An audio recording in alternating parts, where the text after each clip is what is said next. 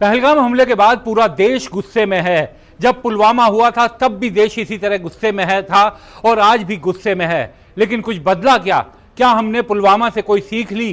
क्या पहलगाम हमले को रोकने के लिए हमने पर्याप्त इंतजाम किए थे? क्या हमने इस तरीके के इंतजाम किए थे कि जो पुलवामा में देखा वो पहलगाम में ना देखने को मिले? अफसोस, आतंकी आए, पाकिस्तान समर्थित आतंकवादी सीमा पार करके आए। हमारे देश में 28 लोगों को, निर्दोष 28 लोगों को, जो कश्मीर हमारे अपने मुल्क में, हमारे अपने देश में, हमारे अपने प्रदेश में घूमने गए थे, उनको मौत की नींद सुलाकर चले गए। कितनी बड़ी विफलता है ये, आखिर कौन जिम्मेदारी लेगा?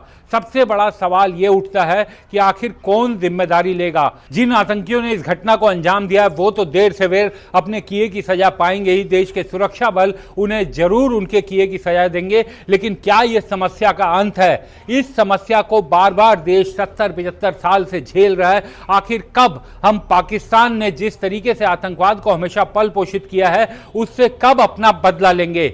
सवाल कई हैं। सवाल कई इसलिए हैं क्योंकि सवाल हमारी सुरक्षा पर भी उठते हैं। हम जब ये घटना हो जाती है उसके बाद तमाम तरह के सवाल उठाते हैं और एक जो सवाल बड़ी बेरहमी तरीके से फैलाने की कोशिश की जा रही है, जो देश के लिए बहुत खतरनाक है, वो ये कि अब इसको हिंदू और मुसलमान के एंगल से फैलाया जा रहा है, बांटा जा रहा है। जिन आतंकवादियों ने, अगर उन्होंने धर्म पूछकर मारा है, क्योंकि इस तरीके की बातें की जा रही है कि वहां पर पहले धर्म पूछा और फिर मार दिया, अगर इस बात को सही भी मान लिया जाए, बिल्कुल सही हो सकती है ये बात, उन्होंने चुन चुन कर मारा होगा हिंदुओं को, लेकिन जो आतंकवादी चाहते हैं, क्या हम उन्हीं की साजिश का शिकार होकर क्या उस नफरत को और आगे नहीं बढ़ा रहे? आतंकवादी और पाकिस्तान तो ये चाहता है कि हिंदुस्तान में अमन और चैन ना रहे। हिंदुस्तान में जो हिंदू और मुसलमान मिलकर रहते हैं, सदियों से, सालों से मिलकर रहते हैं, जिन्होंने जंग आज़ादी में मिलकर लड़ाई लड़ी थी, वो एकजुट ना रहे। ये पाकिस्तान चाहता है, पाकिस्तान के आतंकी चाहते हैं। लेकिन क्या हम भी ये चाहते हैं? क्या हम भी पाकिस्तान बनना चाहते हैं? बहुत से लोग अब सवाल उठा रहे हैं कि धर्मनिरपेक्षता का लबादा ओढ़े हुए हमें बहुत साल हो गए, अब इसे छोड़ देना चाहिए। क्या हम पाकिस्तान बनना चाहते हैं? एक उस मुल्क को देखिए, पाकिस्तान, जो हमारे साथ ही हमारा हिस्सा था लेकिन हमसे अलग हुआ, धर्म के नाम पर बंटवारा करवाया और आज उसकी हालत देखिए। आज तक एक भी प्रधानमंत्री वहां पर अपना कार्यकाल पूरा नहीं कर पाया। क्या हम पाकिस्तान बनना चाहते हैं? नहीं, देश का कोई आदमी पाकिस्तान नहीं बनना चाहता। तो फिर इस मामले में भी धर्म के आधार पर हम बांटकर जो आतंकवाद के खिलाफ लड़ाई है उसे क्यों कमजोर करना चाहते हैं? पाकिस्तान तो ये चाहेगा, आप सोचिए, बिल्कुल ठंडे दिमाग से सोचिए कि इस पूरी घटना का किसको नुकसान होगा। जिन लोगों ने, जिन परिवारों ने अपनों को खोया है, उनके तो नुकसान की कोई कल्पना नहीं कर सकता, उनके नुकसान की कोई बराबरी नहीं कर सकता। लेकिन दूसरा बड़ा नुकसान हुआ है कश्मीरी लोगों का। पिछले कुछ सालों से लगातार कश्मीर में टूरिज्म बढ़ रहा था, टूरिस्ट वहां पर जा रहे थे। कश्मीर में कोई फैक्ट्रियां, काम धंधे, बड़ी फैक्ट्रीज या बाजार उस तरीके के नहीं है। वहां का पूरी जो अर्थव्यवस्था है वो पूरी तरह से जो पर्यटक है उन पर टिका हुआ है, पर्यटकों के जाने से गुलजार होता है। और जिस साल पर्यटक कम जाए उस साल पाकिस्तान, उस समय कश्मीर की जो अर्थव्यवस्था है वो कमजोर हो जाती है। तो कश्मीरी, आम कश्मीरी जो हमारे देश का नागरिक है, वो क्यों चाहेगा कि उसके यहाँ का अमन चैन खराब हो? वो तो ये चाहेगा कि जिस तरीके से टूरिस्ट आ रहे हैं वो और ज्यादा बढ़े। और आप देखिए, इस समय पीक सीजन है, लेकिन इस घटना के बाद से लगातार कश्मीर में लोग अपनी जो बुकिंग्स उन्होंने करवाई हुई थी वो बुकिंग्स अपनी कैंसिल करवा रहे हैं। वो बुकिंग कैंसिल करवा रहे हैं, कश्मीर में जाने का अपना प्रोग्राम रद्द कर रहे हैं, पोस्टपोन कर रहे हैं। तो इसका मतलब अब कश्मीर के लोगों को बड़ा नुकसान इसका झेलना पड़ेगा। आपको बता दूं कि इससे बड़ा दुश्मन कोई कश्मीरियों का नहीं हो सकता। एक, जम्मू कश्मीर के लोगों की, बिलखसूस जो कश्मीरी हैं, यहाँ टूरिस्ट आज नहीं 200 साल से आते हैं। हमारा एक नाम है, हमारी एक पहचान है जिसको शनाख्त कहते हैं, वो है कि हम मेहमान नवाज लोग हैं। हम अजनबी से अजनबी इंसान को अपने घर में, अपने दिल में जगह देते थे। ये वार उसके ऊपर है, उस पहचान के ऊपर है।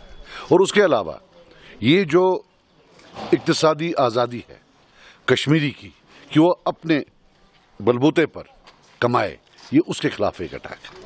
ये चाहते हैं ये लोग कि यहाँ से टूरिस्ट निकल जाए और कश्मीरी जो है वो बगैर कमाई के, बगैर किसी चीज़ के जो है गुलाम बन के रहे। ये हमारे बच्चों के दुश्मन हैं, हमारी आने वाले नस्लों के दुश्मन हैं। ये टेररिस्ट लोग हैं। अल्लाह इनको गर्क करे, वो मैं इतना ही कह सकता हूं। अल्लाह गर्क करे इनको कि जो निहत्ते टूरिस्ट को निशाना बनाए। इंशाअल्लाह न यहां माफी होगी न आखिरत में माफी होगी, ये जहन्नम की आग में जलेंगे। ये सही बात नहीं है। और जो इंसान ऐसी चीज को सपोर्ट करता है वो भी जहन्नम की आग में जलेगा। एक बात है कि आजकल मीडिया, क्योंकि मेन स्ट्रीम मीडिया कल से लगातार बार बार इस बात पर जोर दे रहा है कि धर्म पूछ करके उनको मारा गया। इस आतंकवाद की लड़ाई को धर्म के बीच की लड़ाई बनाकर पेश किया जा रहा है। सवाल पूछना, मीडिया ने जो जायज़ सवाल हैं वो पूछना छोड़ दिया है। क्या मीडिया ने ये सवाल पूछा? इस देश के हुक्मरानों से, इस देश के गृह मंत्री से पूछा, देश के प्रधानमंत्री से पूछा कि कश्मीर में इतनी बड़ी घटना क्यों हुई? जिस जगह पहलगाम में कहा गया है घटना हुई, वहां जाने के लिए या तो पैदल जाइए या फिर पिट्ठुओं के ऊपर बैठ कर जाते हैं। कल एक नेशनल टीवी चैनल पर, राष्ट्रीय चैनल पर उनका संवाददाता ने बताया कि जिस समय ये घटना हुई वहां पर 2000 के करीब लोग थे।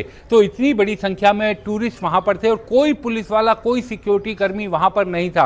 क्या जब इतनी बड़ी संख्या में पुलिस वहां पर जा रहे थे, पर्यटक वहां पर टूरिस्ट जा रहे थे, क्या उनकी सुरक्षा का इंतजाम नहीं होना चाहिए था? क्या वहां पर एक इस तरीके की पुलिस का बंदोबस्त नहीं होना चाहिए था कि उनको दूर से ही देखकर दहशतगर्दों में एक दहशत आए दहशतगर्द आतंकवादी आए, अपनी घटना को अंजाम दिया, गोलियां चलाई, फायरिंग की, AK-47 AK-56 लेकर आए, हमला किया और वापस चले गए।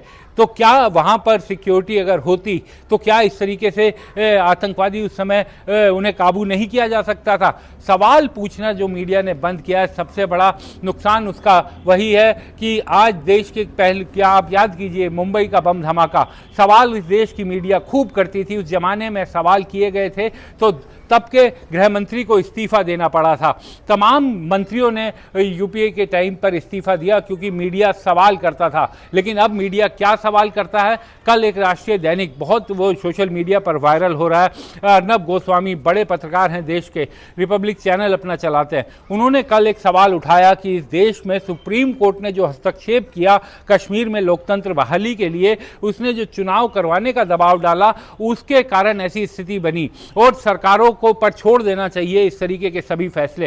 तो अर्नब गोस्वामी से ये पूछा जाना चाहिए कि वहां की जो सरकार है, कश्मीर की जो सरकार है, आज उसके पास एक नगर पालिका, एक बड़ी नगर पालिका से ज़्यादा अधिकार नहीं है। आज भी वहाँ की जो पुलिस कानून व्यवस्था है वो पूरी तरीके से केंद्र सरकार के पास है।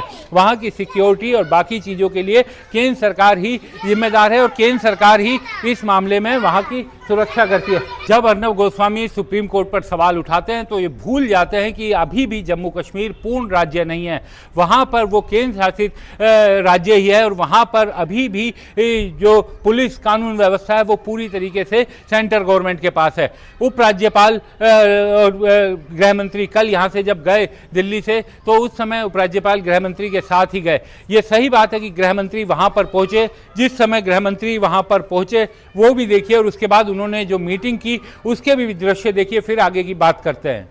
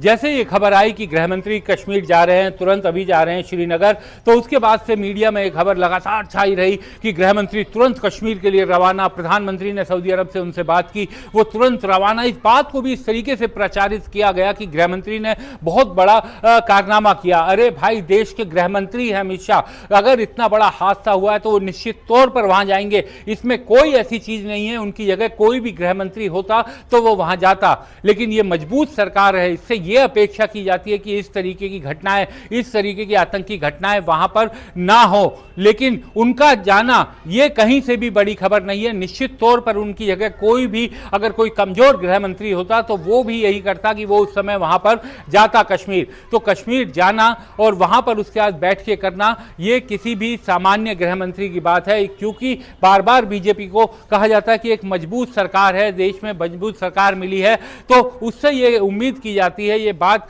लगाई जाती है, कुछ माना जाता है कि वो देश को इस तरीके के आतंकी घटनाओं से रोकेंगे। तो बिल्कुल आप देखिए कि इस तरीके की घटना जो हुई है, इस पर सवाल अब ये उठ, जो धर्म को लेकर सवाल उठ रहा है वो तो कतई नहीं उठाना चाहिए। एक और चीज जिसने कल बड़ा कष्ट दिया कि जैसे ही इस घटना की बात हुई, उसके बाद से जिस तरह से राजनीति शुरू हुई, छत्तीसगढ़ बीजेपी का एक ट्वीट, ये ट्वीट आपको देखना चाहिए कि इस ट्वीट पर गिबली आर्ट का प्रयोग करके, आर्टिफिशियल इंटेलिजेंस का इस्तेमाल करके ये लिखा गया कि जाति नहीं धर्म पूछा, सब याद रखा जाएगा। तो आप सोचिए कि इस तरीके की राजनीति, क्या इस सत्ताधारी दल जिसका देश पर शासन है, उससे ये उम्मीद भी की जा सकती है कि जिस समय देश पर इतनी बड़ी आफत आई हो, इतना बड़ा आतंकी हमला हुआ हो, उस समय भी वो एक ट्वीट करके आर्टिफिशियल इंटेलिजेंस टूल का इस्तेमाल करके एक कार्टून बनाते हैं और उस पर नफरत फैलाने की कोशिश करते हैं। तो देश के लोगों को सोचना बहुत ज़रूरी है और पहलगाम के इस हमले के बाद सरकार से सवाल पूछना जरूरी है। और सरकार से सवाल हालांकि पूछेगा कौन, क्योंकि जिसकी जिम्मेदारी है मीडिया की, उसने तो सवाल पूछने बंद कर दिए हैं। क्योंकि जब मीडिया सवाल पूछा करता था तब सरकारें हरकत में भी रहती थी, तब सरकारों के मंत्रियों की लापरवाही पर इस्तीफे भी होते थे। अब सरकार से सवाल पूछने बंद हो गए हैं। लेकिन जब बीजेपी विपक्ष में थी और केंद्र में कांग्रेस यूपीए की सरकार थी, तब खूब सवाल पूछे जाते थे। तब के गुजरात के मुख्यमंत्री और आज के प्रधानमंत्री नरेंद्र मोदी भी तब खूब सवाल पूछते थे। 26/11 के मुंबई अटैक के बाद नवंबर 2008 में प्रधानमंत्री और तब के मुख्यमंत्री नरेंद्र मोदी ने सवाल पूछा था और ये कहा था कि उन्होंने ये चेतावनी सरकार को दी थी कि पाकिस्तान की गतिविधियां हमारे पानी में बढ़ गई हैं, पर उनकी इस बात को गंभीरता से नहीं लिया गया। आज उस लापरवाही की हम कीमत चुका रहे हैं, क्योंकि आपको याद होगा कि जो मुंबई हमले के गुनहगार थे, जो आतंकी थे, वो पानी के रास्ते हिंदुस्तान में आए थे। प्रधानमंत्री नरेंद्र मोदी ने 26/11 के मामले में ही ये कहा था कि इस देश को ऐसी सरकार की जरूरत है जो एक्ट करे, जो कार्रवाई करे, ऐसी नहीं जो आतंकवादियों की इच्छा के मुताबिक उनके हमलों को बस देखती रह जाए। इस तरीके की सरकार नहीं चाहिए। और जब 2008 जुलाई में अहमदाबाद में सीरियल ब्लास्ट हुए थे यूपीए सरकार के दौरान, तब केंद्र में यूपीए की सरकार थी, तब नरेंद्र मोदी जी का बयान था कि आतंकवादी गुजरात को इसलिए निशाना बना रहे हैं क्योंकि वो गुजरात के विकास से डरते हैं और सेंटर की जो वीकनेस है, केंद्र सरकार की जो वीकनेस है, वो उन्हें मजबूत कर रही है। 2008 का ये बयान था। तो इसीलिए हम कहते हैं कि प्रधानमंत्री और बीजेपी के नेताओं को अपने पुराने बयानों को याद रखते हुए उसी मजबूती के साथ अब कार्रवाई करते हुए दिखना चाहिए कि पाकिस्तान और उसके नापाक मंसूबों को हमेशा के लिए खत्म किया जा सके। लेकिन अब चूंकि मीडिया ही सरकार का हिस्सा बन गया है, मीडिया ही सरकार के गुणगान में लगा हुआ है, तो सरकारों के से अब सवाल पूछने का काम किसी के पास नहीं रह गया है। शायद जनता को ही सवाल पूछने होंगे, जनता को अपने मन की बात बतानी पड़ेगी सरकारों को, वरना प्रधानमंत्री के मन की बात तो 27 तारीख को, इस महीने के 27 तारीख को भी आपको सुनने को मिलेगी। बहुत बहुत धन्यवाद। हमारे चैनल को कृपया लाइक करें, सब्सक्राइब करें और अपने साथियों से भी जरूर करवाएं। शुक्रिया।